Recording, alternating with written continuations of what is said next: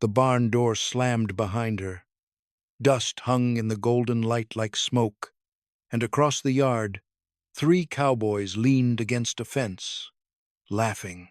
"She thinks he loves her?" One of them scoffed, nudging his friend with an elbow. "It's a guard, not a groom." Their words cut the silence sharper than barbed wire. The girl they mocked, Aiko, stood frozen near the chicken coop, her hands still dusted with feed, her cheeks flushed, but she didn't flinch. She had spent weeks folding his laundry, weeks learning his name from the sound of it echoing across the yard. They hadn't seen the letter he gave her, or the harmonica lessons, or the quiet exchange of glances at roll call. But they'd soon see something else, because the next time that cowboy went missing on a storm patrol, she crossed the line no prisoner dared, not for escape, not for freedom, but for him. And when they saw what she did next, they stopped laughing. Aiko stood by the chicken coop, her fingers dusted with cracked corn, the wind lifting the hem of her thin work shirt. The ridgeline cast a long morning shadow across the compound, and above the barracks, laundry flapped like surrender flags. In the pocket of her skirt, tucked deep beneath the coarse fabric, was a small, folded paper. The edges had softened from being unfolded and refolded, again and again, as though each crease could wear a path back to the moment it was handed to her. It had arrived quietly. No ceremony, no secret rendezvous, just Ray, the young American soldier with hair like prairie wheat, slipping it between the pages of a camp ledger before she returned it to the office.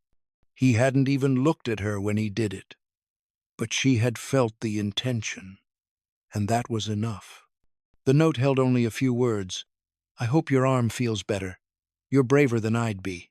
No signature, no promise, but Aiko read it like scripture. She read it when the other women turned their backs. She read it when the floodlight hummed at night. She read it like a thread tying her to something that made no sense, an enemy's gentleness, a soldier's care? No, not love. She didn't dare call it that. But it was something, and she kept it close, a paper heartbeat folded flat against her chest. It didn't take long for the camp to notice. The way Ray lingered a beat longer during meal lines. How he asked Aiko for help organizing the kitchen crates, even when others were closer. When he handed her an extra bar of soap during supplies, someone snorted. The women saw. The guards saw. A POW woman and a cowboy weren't supposed to meet eyes like that. In the barracks, the whispers began. "She thinks he's her savior," one woman hissed in Japanese. "Foolish girl. It's a game to them." Aiko said nothing. She just sat at the edge of her bunk, tracing her thumb along the crease of the letter in the dark. The paper trembled between her fingers not from fear, but from the enormity of hope, something she wasn't sure she had the right to feel. One afternoon, as the women lined up for inspection near the tool shed, Ray approached, clipboard in hand, lips tight. Aiko stood second in line, hands clasped at her waist. When he passed her, their eyes met for only a second. Just a glance. But a second can echo like a scream when the world is quiet. Behind him, a cowboy named Price let out a low whistle. "Careful, Ray," he muttered, loud enough for the line to hear. "She might write you a love poem next." Another guard chuckled. "Hope you like rice and rebellion." Laughter rippled through the line. Some women looked away. One snickered behind her sleeve. Aiko didn't move, didn't blink. But something behind her ribs tightened, like wire pulled too taut. She kept her chin high, but her ears burned. Ray didn't respond. He just walked on, jaw clenched, shame or anger plain on his face. That night, Aiko lay beneath her blanket with the letter clutched in both hands. She didn't cry, not from the mockery, not from the silence. She had withstood far worse during the war bombs, hunger, the slow death of hope. But this was different. This hurt not because it was cruel, but because it brushed up against something tender inside her, something still learning how to feel. Her bunkmate rolled over with a sigh. "Forget him," she mumbled. "They don't mean what they do. He'll move on. You should too." But Aiko knew what they didn't. Ray had not promised her anything, and maybe that was why it mattered. It wasn't fantasy, it wasn't romance, it was the simple miracle of being seen. In the morning, she would fold the letter once more, slide it back into her pocket, and walk out to feed the chickens, chin high, back straight, let them laugh. She wasn't letting go. Long before the Texas sun baked her skin and her name was mispronounced by men in boots, Aiko's world had been one of shadows and silence. She was born in Yokosuka, a naval city that once hummed with parades and uniforms, but by 1944 had become a skeleton of itself. Windows taped, families evacuated, rice lines stretching around buildings that no longer had names. Her father was already gone by then, swept away on a ship bound for the Philippines. Her older brother, Katsu, vanished into the northern forests with a rifle and a photograph folded in his pocket. Aiko never saw him again. At 15, she was told to serve, not asked told. She became a teishintai, a volunteer nurse's assistant, though the word volunteer was a formality. Her hands, small and calloused from helping her mother boil bark into soup, were now assigned to fold bloodied sheets and hold down wounded boys convulsing in their final hours. Her world shrank to hospital corridors, blackout drills, and whispered prayers that no longer seemed to reach the gods. The air always smelled like iodine, smoke, and something metallic she could never name. Love was not a word that belonged in those hallways. She watched a girl her age beaten with the butt of a rifle for crying beside a dying soldier. "Honor him in silence," the officer barked. "Do not embarrass the emperor," Aiko learned quickly. Emotions were treacherous. Surrender was a stain. And affection? Affection was a threat to discipline. Every day she was told that if captured by Americans, she would be stripped, shamed, and used. "They are beasts," the matron warned. "Better to bite your own tongue than fall into their hands." She believed it, because believing meant staying alive, not physically, spiritually. The girls whispered horror stories at night, mouths hidden behind sleeves. None dared dream of tenderness. To feel was to weaken. To survive was to harden. And then the war ended. No gunshot, no trumpet, just a radio crackling with the unthinkable. The Emperor's voice, frail and trembling, telling them they must now endure the unendurable. Aiko was standing in a corridor, holding a tray of gauze, when the words came through. The nurse beside her dropped a bottle. No one picked it up. Within a week, the hospital emptied. She and a dozen other girls were herded onto trucks with canvas sides and driven through villages choked with ash and quiet. There were no instructions, just a new silence different from fear, a hollow quiet, as though even despair had run out of things to say. At the docks, Americans waited not with chains, but with forms and canvas cots and water that didn't taste like rust. She couldn't understand the language, but she understood the eyes. They didn't leer. They didn't spit. They looked past her, like she was invisible, or maybe like she was just no one. The transport ship to America was colder than anything she had known. The sea heaved endlessly, and Aiko barely spoke during the journey. She kept her hands folded in her lap, her face turned to the wall, eyes open through the night. Meals were given, blankets offered. She never asked for them, but she never refused. Her body moved through the routines. Her soul did not follow. And then Texas. The heat struck like a slap. The sky was too wide, too blue. The camp was not what she expected. There was order. Yes, wire fences, rifles, roll calls, but also color, music, bread that was soft, soap that smelled of something almost floral. No beatings, no shouting. The guards were young. One of them tipped his hat when she walked past. Aiko didn't trust it. Couldn't. Her spine stayed straight. Her silence remained untouched. But deep inside, a new fracture opened. Not pain. Not fear. Something stranger. The unbearable beginning of softness. It happened during morning roll call, a week after she arrived. The sun had not yet climbed over the east barracks, and the yard still carried the scent of dew and hay. The girls stood in their usual rows, backs straight, eyes low, mouths closed. The guards moved with quiet efficiency, boots crunching gravel, clipboards in hand.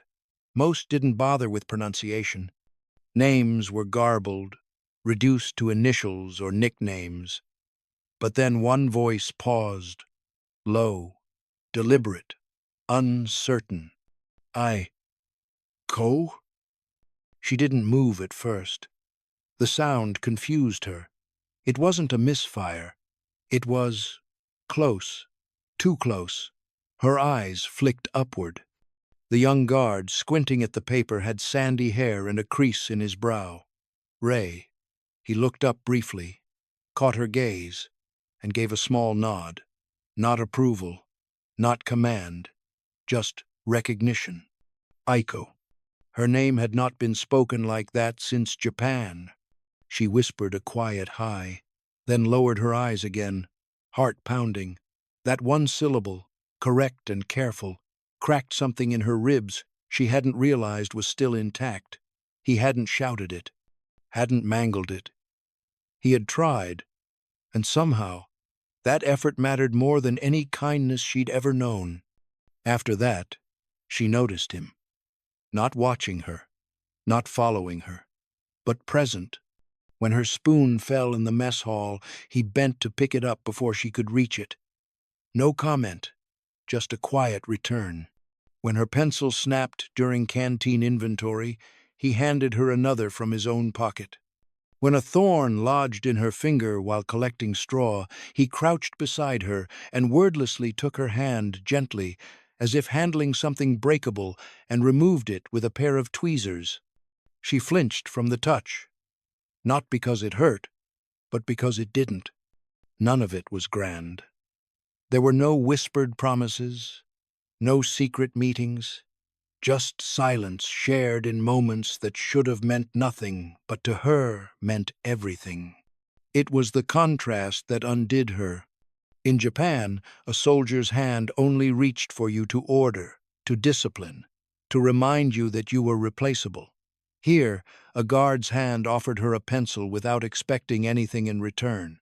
She didn't know what to do with that. With gentleness, with attention that asked for nothing but gave something anyway. She tried not to think about him. Failed. Tried again.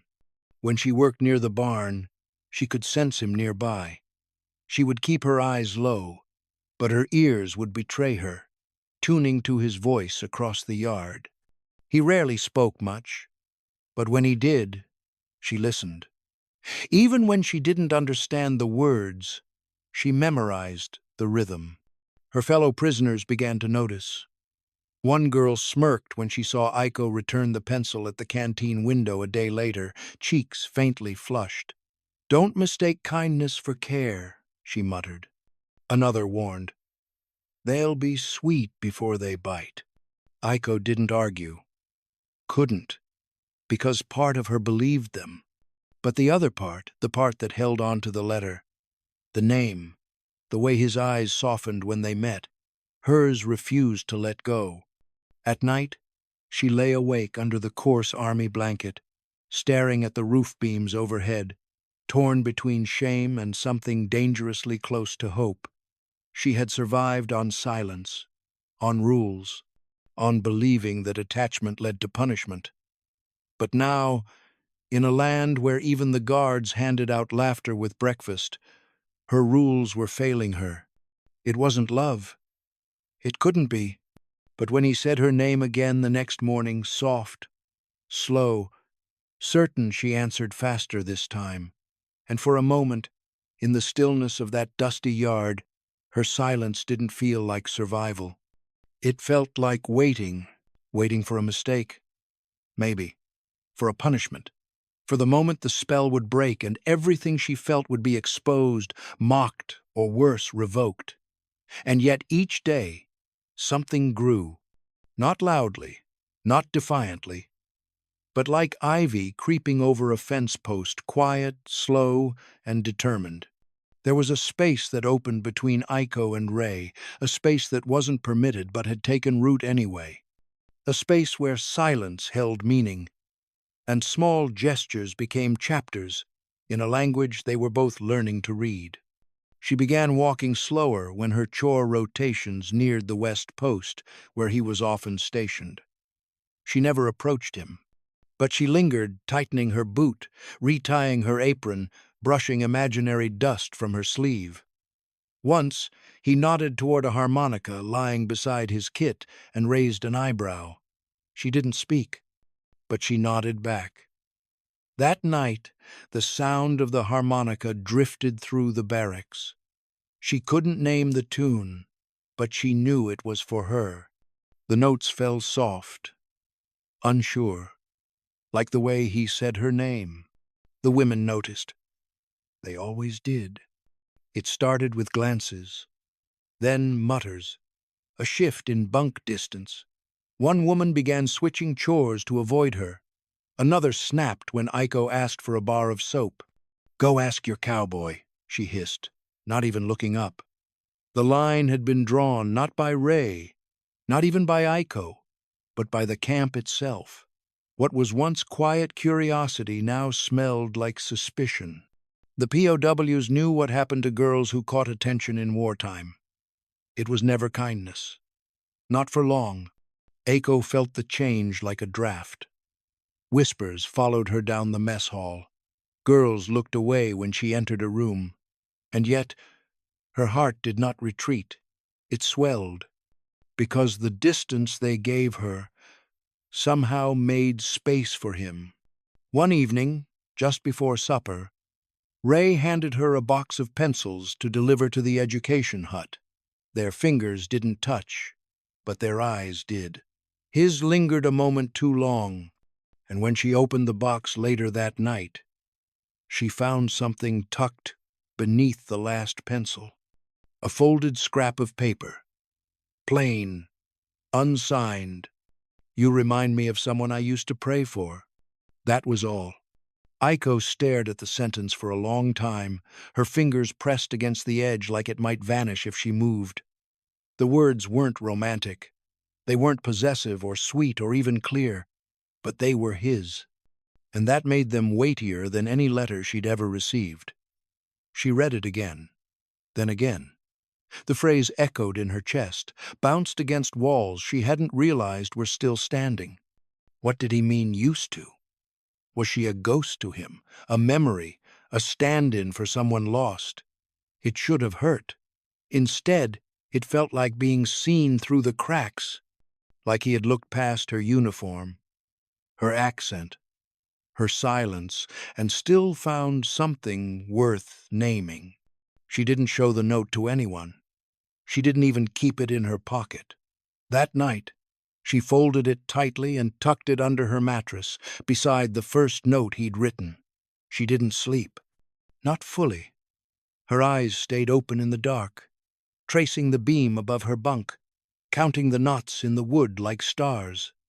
The fence still stood outside, wrapped in rusted wire and guarded at night. But Aiko no longer saw it as a line between captors and captives. It had become something else entirely. It was the line between fear and feeling, between surviving and living. And every day, without meaning to, she found herself standing closer to it. It was near the barn where it happened. Late afternoon, dust curling under boots, Aiko had been humming to herself, barely a whisper of tune, while sorting out feed sacks with the others. The melody wasn't Japanese. It was the American lullaby Ray had hummed once through his teeth while fixing a latch. She'd memorized the rise and fall, each note pinned to some invisible part of her chest. And now, without thinking, it had slipped from her lips into the open air. That's when one of the cowboys stopped mid-step, tilted his head, grinned. "Well, I'll be," he drawled, loud enough to be heard across the lot. "She's already hummin' like a bride." A pause. Then, with a crooked laugh, "Just wait till she learns to say I do." The other men burst out laughing. One made a mock bow. Another pretended to swoon, clutching his chest with exaggerated affection. Aiko froze. Her hands still clutched the edge of the burlap sack, knuckles white. She didn't understand every word, but the tone needed no translation. Laughter rippled through the air like smoke, sweet, sour, and choking. She said nothing. She did not look at them. She simply lowered her head and went back to work. But the song, what had once fluttered in her mouth like a small bird, fell silent, and it did not return. The change was instant, as if something had snapped in her chest and retracted like a string. The other women didn't need to ask. They saw it in her eyes, in the way she walked, in the stiffness of her shoulders. That night, no one spoke to her. Not cruelly, just not at all. But it was Ray's silence that screamed the loudest. He had not been there when it happened. But word traveled quickly in a place where boredom bred gossip. Something shifted after that. The next time she passed him near the mess line, he didn't nod, didn't glance, just looked forward, expression neutral, boots planted. She told herself it was coincidence, a busy day, a distraction. But then came a second time. He no longer lingered at posts near her chores. He stopped sending messages, no notes tucked in supplies, no pencils, no harmonica tunes. And still, he said nothing. It wasn't rejection, it was absence. And that was worse. Rejection had shape. Absence was hollow. Aiko tried to swallow it, to keep her face still, to be what she had always been before, silent, obedient, invisible. But something inside her buckled. At night, the mattress felt colder, the wood beams darker. She no longer looked at the fence. She no longer looked for him. And yet, the memory of him lingered in small betrayals. Her hand still hesitated near the pocket where she once kept his note. Her breath still caught when she passed the western post. Her ears still strained without wanting to for the distant sound of a harmonica that no longer played. The camp returned to what it had always been. Rules, fences, routines. But for Aiko, it now rang hollow, like a room where the music had stopped and no one had noticed. She worked, she obeyed, she endured, but inside her, the melody remained unfinished, a silence shaped like someone who once said her name correctly. And when the mocking laughter finally faded, what remained was not anger. It was emptiness.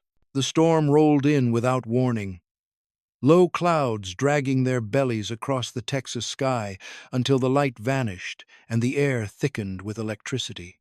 Wind tore through the camp, snapping loose boards and rattling tin roofs like dice in a cup. Guards shouted orders, animals were herded in, lanterns lit. Rain came down hard and sudden, soaking the yard until the dust turned to mud in minutes. Aiko watched from the doorway of the coop as the fence line blurred into a wavering shadow. She heard Ray's name before she saw him. "Patrol's short," one guard said, pulling on a slicker. "Fence by the creek's flooding." "I'll take it," Ray answered. His voice was calm, too calm for weather like this. Someone protested, said the river would swell, said they should wait till morning. Ray shook his head. "If the wire goes down, we'll have trouble." He swung up onto the horse without another word and disappeared into the rain. Coat already darkening, the animal's hooves splashing through rising water. Aiko didn't move. She stood still long after the gate shut behind him, long after the rain drowned out the sound of hooves. She told herself it was nothing, just another duty, just another night. Hours passed. The storm worsened. Lightning cracked open the sky, white and violent, followed by thunder that shook the ground. Lanterns flickered. Guards rotated shifts. One of them muttered that Ray should have been back by now. Another shrugged. He knows the land. By morning, the creek had swallowed its banks. Ray had not returned. The camp woke to rumor. He fell. He was thrown. The horse came back alone. He crossed the river and never made it out.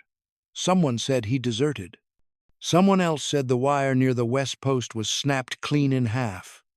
The words floated through the yard like debris after a flood, catching on ears, breaking apart, reforming into something heavier. Aiko heard it all while scrubbing pots in the kitchen. She didn't stop working. She didn't look up, but each word struck her like a blow. Fell, drowned, deserted. The last one cut deepest. Not because she believed it, but because she knew how easily it would be believed. She dropped the pot. The clang echoed through the room. No one laughed. No one scolded.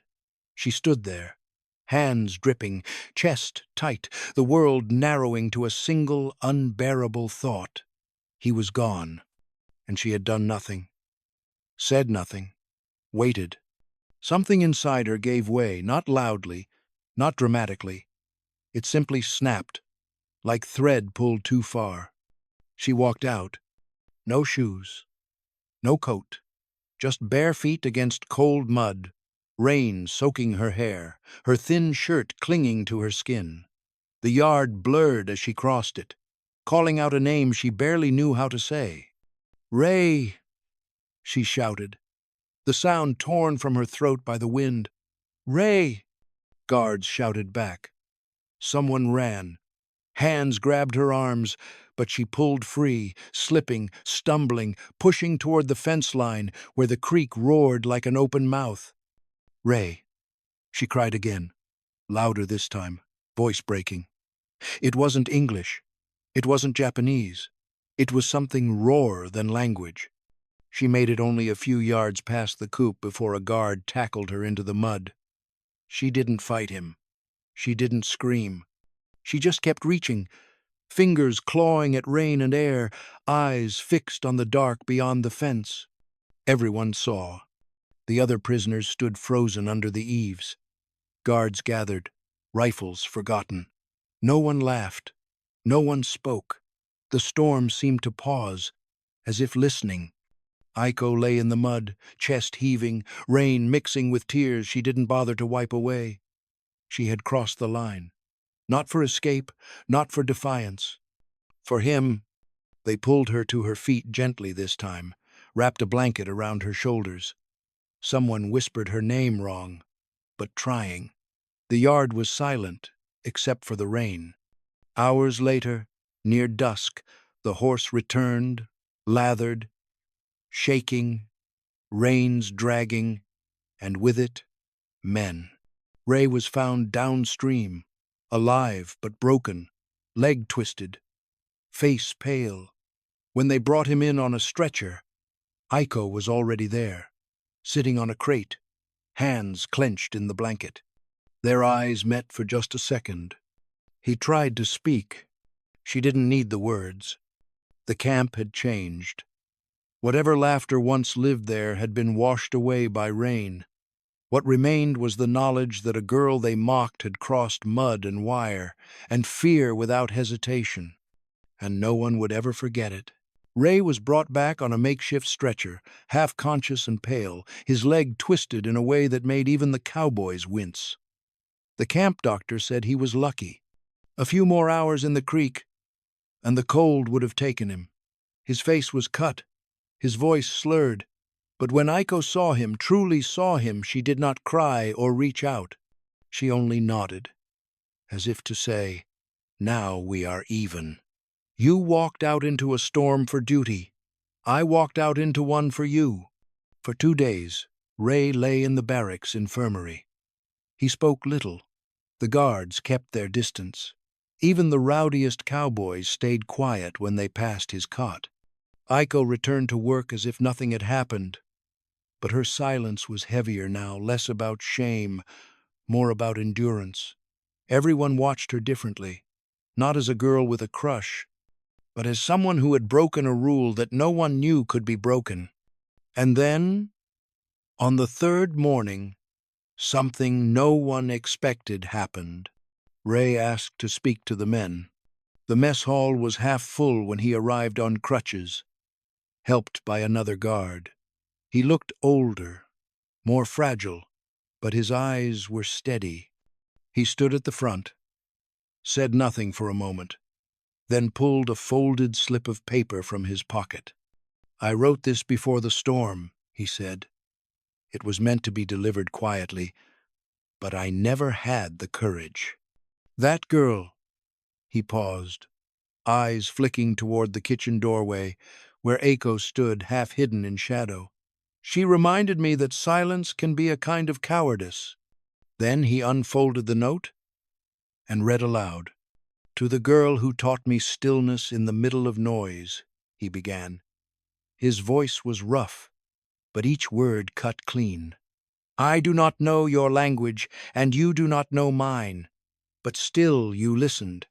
You reminded me of someone I used to pray for before the war, taught me not to believe in gentle things. I don't know what this is.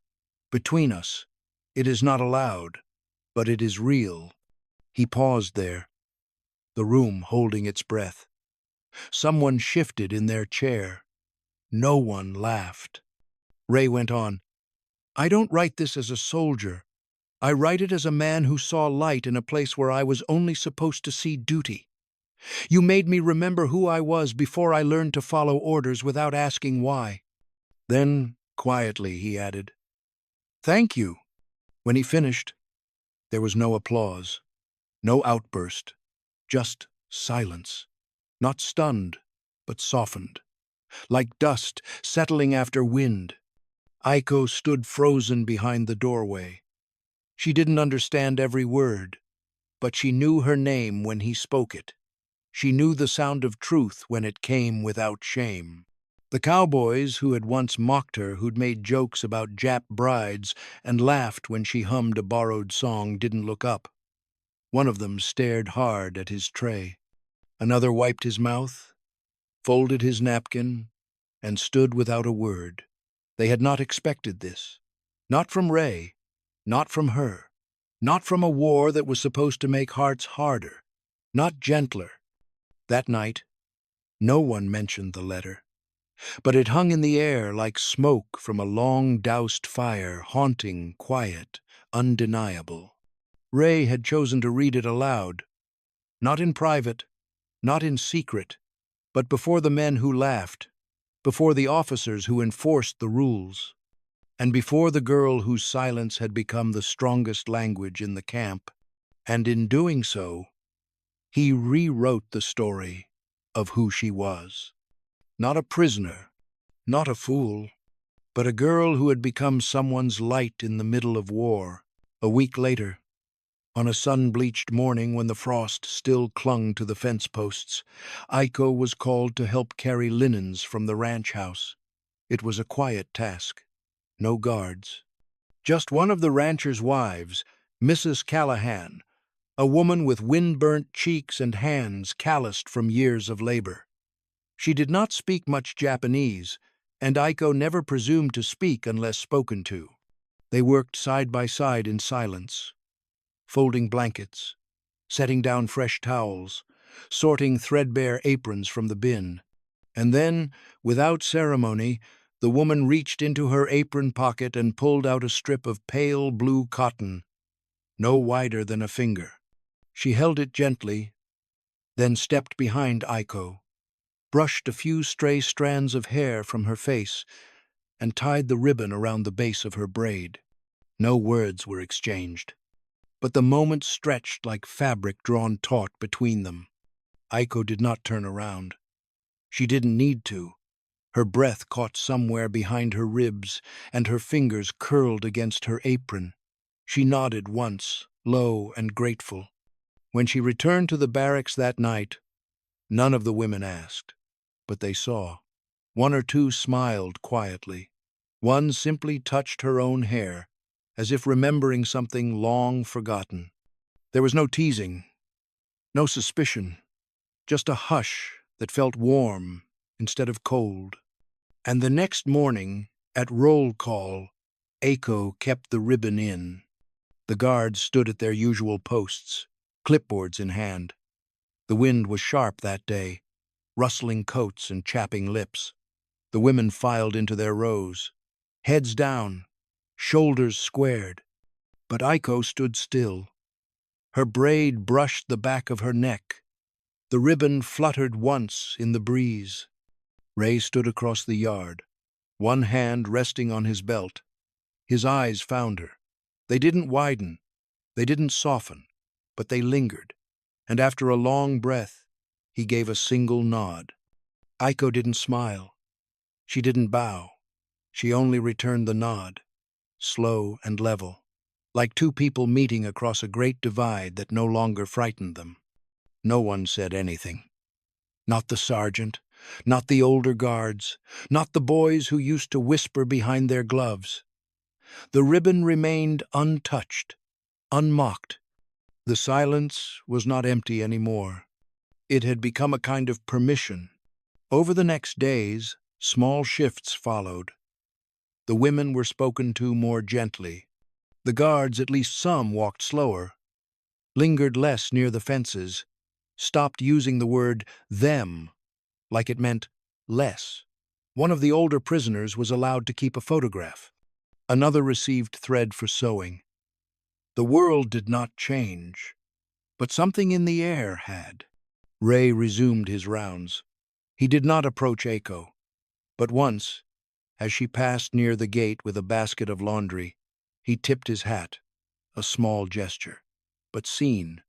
The letter was never spoken of again, nor was the rain, but the ribbon stayed, worn not in defiance, and not in pride but in memory, of what had been felt, even if never said aloud, of a bond that had survived mockery, silence, and storm.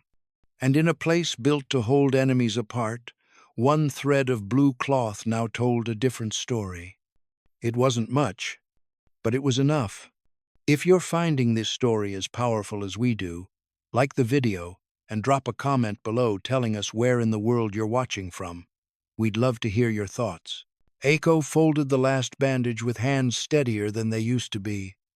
The linen was warm from the sun, dried on the line behind the barracks, and the scent of soap still clung faintly to the fibers.